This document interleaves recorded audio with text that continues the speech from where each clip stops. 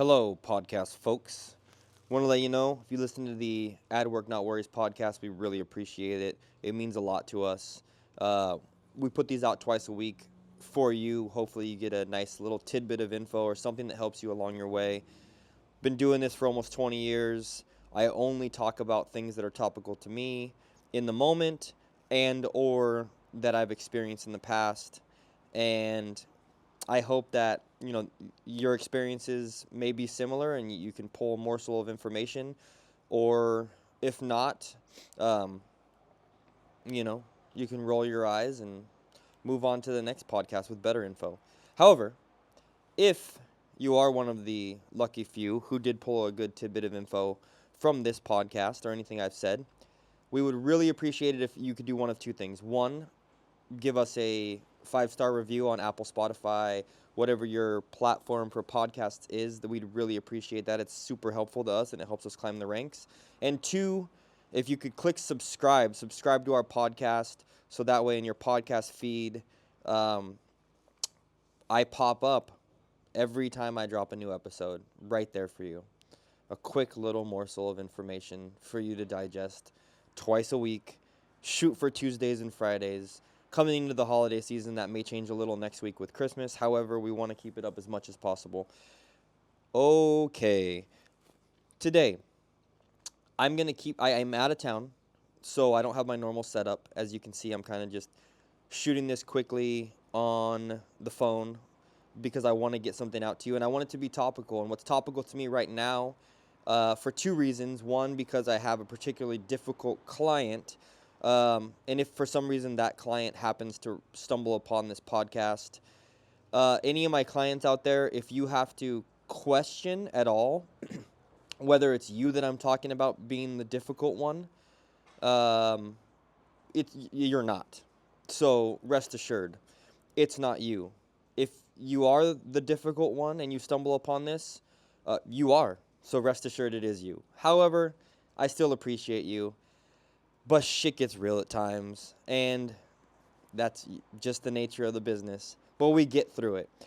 So what it made me think about is my conversation with Nick a few days ago, the electrician, and something he mentioned. And he mentioned in the beginning when he started, he just took his business day to day, and his number one tenet for his business was just getting the job done, going above and beyond. If you gave him the contract, he was going to get it done no matter what it took, and he was going to do it with a smile and be happy doing it, even if it meant he needed to eat a little crow or do something he didn't plan on doing. He just went above and beyond. So that really struck a chord with me, because what that comes down to is this principle in business that is kind of unassailable. The customer is always right. And it's easy to get away from that when a couple things. When you've been in business for a while and you know you have a steady flow of business, a hubris can creep in where you tend to think that you know better.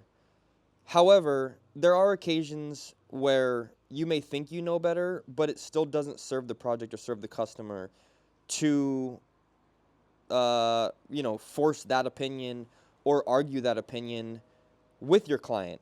We're in a free market.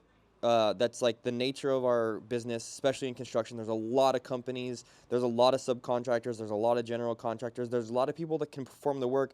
And if we're being honest with ourselves, there's a lot of people that can perform the work just as good as you.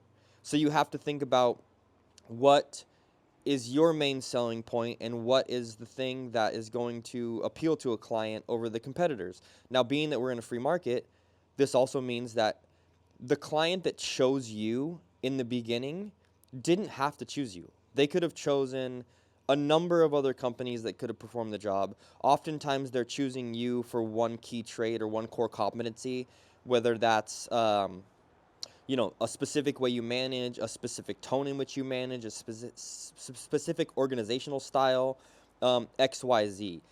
But they chose you.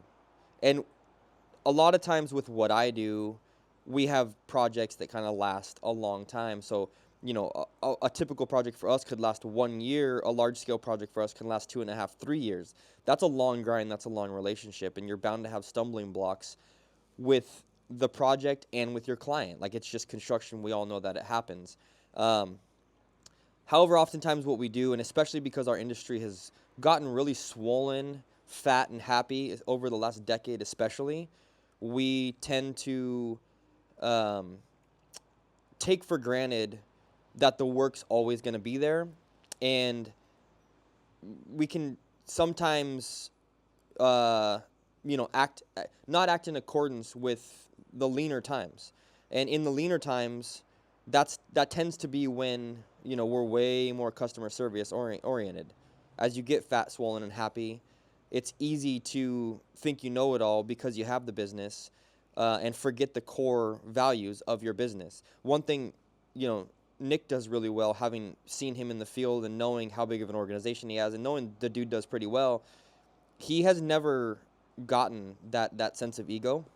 He serves every client the same way, and I really value that about Nick, and I honestly aspire to that because I tend to be more of a combative person at times, and it's hard for me not to speak my mind, especially if I feel wronged.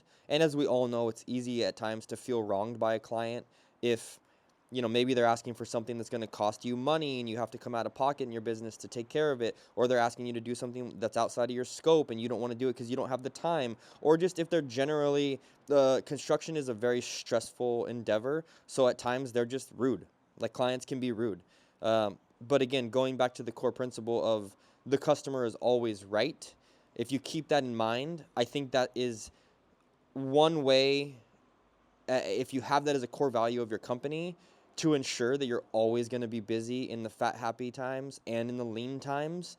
That value carries through and through, and it's not just a value uh, that you carry within yourself, but it's really as you grow your company and you have an organization, you have employees, you have to carry that value throughout your organization. And one thing I struggle with at times is dealing with my employees and particularly tough projects or tough customers. Oftentimes on the side, when I'm talking to my kind of trusted employees or management staff, it's easy to get caught up in bitching and moaning about those jobs and about those customers.